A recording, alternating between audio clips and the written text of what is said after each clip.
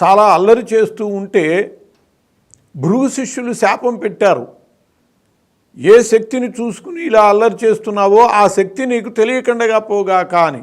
ఈయన వల్ల భవిష్యత్తులో చాలా మహత్కార్యాలు జరగవలసి ఉన్నది, మీరు అలా శాపం పెట్టడం ప్రమాదకరము అని చెప్పి ఆ స్థానిక మహర్షులు చెబితే అప్పుడు వాళ్ళు దాన్ని ఒక విధంగా ఉపసంహరించారు. ఏమిటంటే, ఎవరైనా స్తుతించి కానీ విరోధించి కానీ ఆయన శక్తిని ఆయన తెలుసుకునేటట్లు చేయగలరు అని. కాబట్టి ఆయన్ని స్తుతిస్తేనే ఆయన శక్తి ఆయనకు తెలుస్తుంది.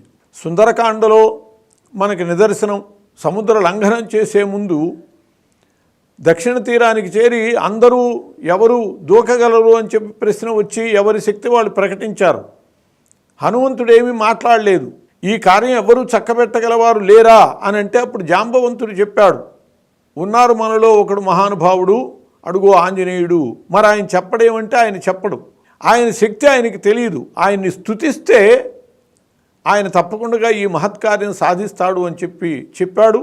అలాగే వాళ్ళందరూ శ్రీ ఆంజనేయం ప్రసన్నాంజనేయం ప్రభాదివ్యకాయం ప్రకీర్తిప్రదాయం అంటూ ఆయన్ని స్తుతిస్తే మహద్రూపాన్ని పొంది రామకార్యం పూర్తి చేసుకొచ్చాడు.